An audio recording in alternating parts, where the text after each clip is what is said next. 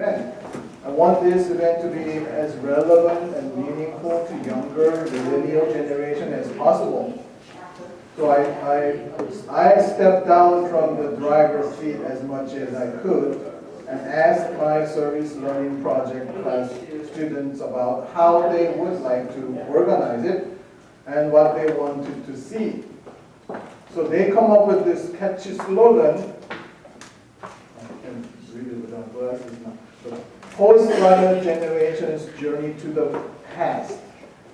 Some suggested playing 90s music and dressed up in 90s fashion, but that didn't happen. Could have been my advice. They told me they also love slam poetry. So I asked my talented student scholar Natalie to perform today with her team. And she also agreed to be co-moderator with me today. We also know that your generation don't really need the newspaper, watch TV, listen to radio, read the flyer, or even check emails. That's why you get all the missing assignments. But we all know you feel naked if you don't have a constant access to the Instagram, Facebook, Twitter, Snapchat. So we come up with this social media Trojan horse PR strategy. As you can see, this is a selfie board. And we have, man, this was a great maybe just cool to look at, but so basically this one is we walk around the campus to find people who wanted to take selfie and share it along their interpersonal network with hashtag, of course. Oh, there goes my I put it on my social media. Okay, and technology. We know you also watch YouTube and learn everything you need to know from YouTube. How to fix a car and stuff. And so we shot a quick video of them sharing their opinions and made this wonderful promo video. And actually, you know, Julie Nesbitt over there actually did a tremendous work. So big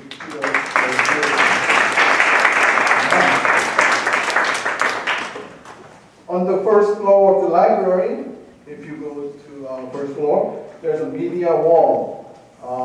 And thanks to the librarian Jennifer Quinones-Skinner, they're actually displaying a video oral history of LA riots, eyewitness produced by my students in my service learning project like last semester. So once again, on behalf of my highly talented journalism students in my service learning 498, if you can just stand up if you're in my 498 class.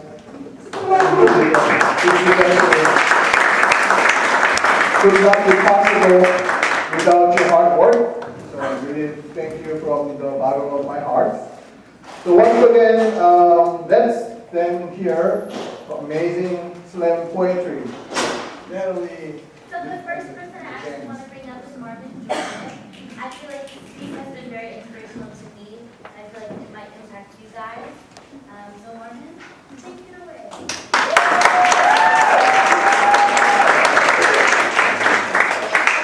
Remember why you wanted All right, yeah. So short introduction. I'm Marvin Jordan.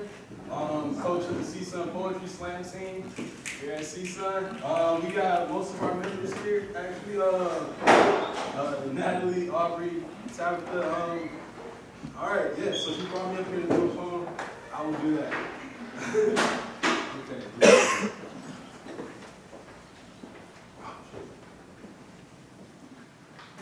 Technical difficulties. All right.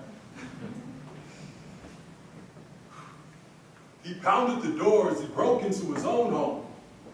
This is supposed to be the signal, he said. I stood there haphazardly in disbelief. Even as a 10-year-old, I was a natural skeptic, and as he burst through the door, I wish I hadn't been. I wish I remembered to turn that damn porch light on to begin with. He says one word: run. And this is my first experience with severe social anxiety. I can still feel my legs stutter down the hallway with this movie monster at my back. See, agoraphobia is a branch of social anxiety that as a fear of place is hard to escape.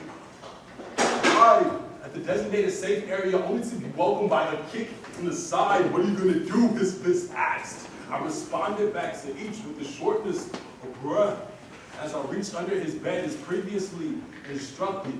Simultaneously, I felt the soft leather holster in the foot in the back going faster. Shaky hands struggled with the safety, grabbed the handle in the barrel in the quiet of his chest. A sanctuary of relief in the space I was finally able to breathe, only for him to blanket it with the open challenge, you ain't shooting. Now, a common symptom of social anxiety is a loss of words like lives. Now, agoraphobia is a shaky 10-year-old hand wanting to release the tension in the room, and the man just stood there looking like an exit, and all I wanted to do was run. All I wanted to do was run after the 5th time. He told me not to tell my moms. Often the thought of admitting one's own anxiety breeds more anxiety, silencing the next day. At school, the principal asked, why did I have the bruises? I told her that I was running from monsters and hit a wall. See, agoraphobia is the monster. See, agoraphobia is like my mom's packing our things and underground railroading ourselves to be free at last. I didn't know she had it too. Agoraphobia is also the wall. My father was the bullet that left the chamber of the courthouse legally giving up all parental rights. As far as I'm concerned, my father's dead.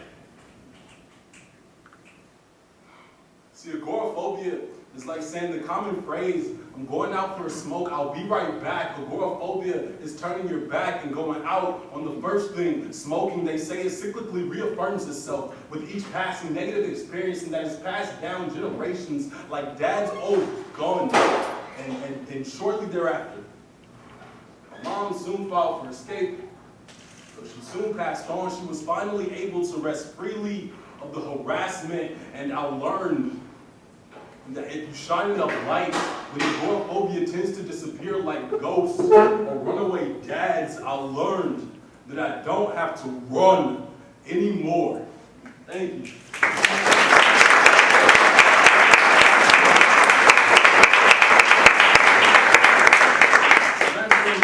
So the next piece that we're going to end with was a piece that was written by our teammate Aubrey in line with the LA riots and the Pepsi commercial, if you guys are familiar with it. I need my paper.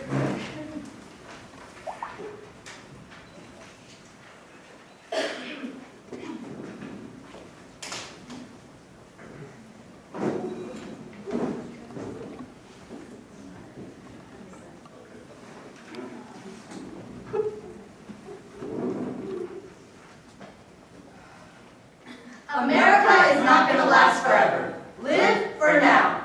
Have a Pepsi. Rodney King was driving down the freeway, leading a short pursuit. When he came to a stop, the cops did not. They had their way with him.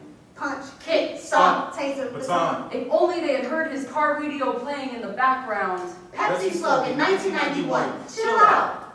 25 years ago, this month, Simi Valley Supreme Court. Rodney King was freed of charges, but the fate of the officers is to be decided.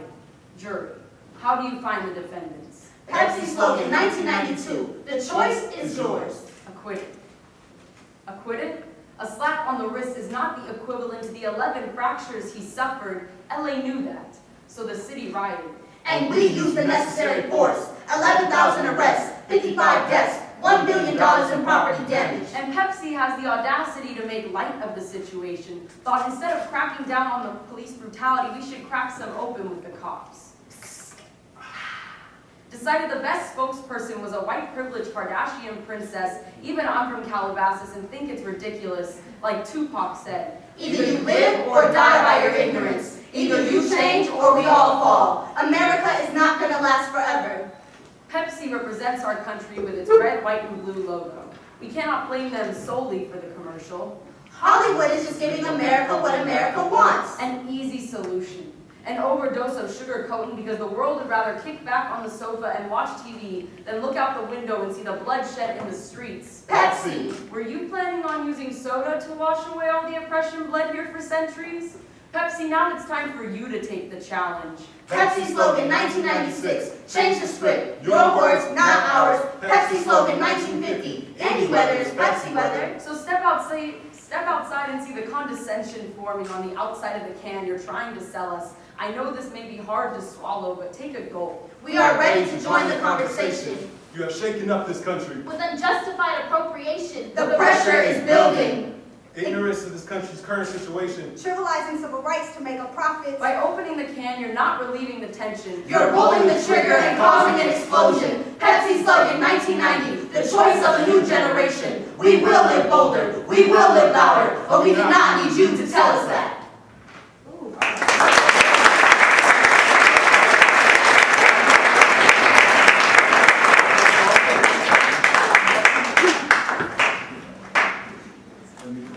First, Facebook Live. Okay. So you will have a Pepsi. Will be get bolder, louder. That's unbelievable. Wow. So it's hard act to follow, I guess.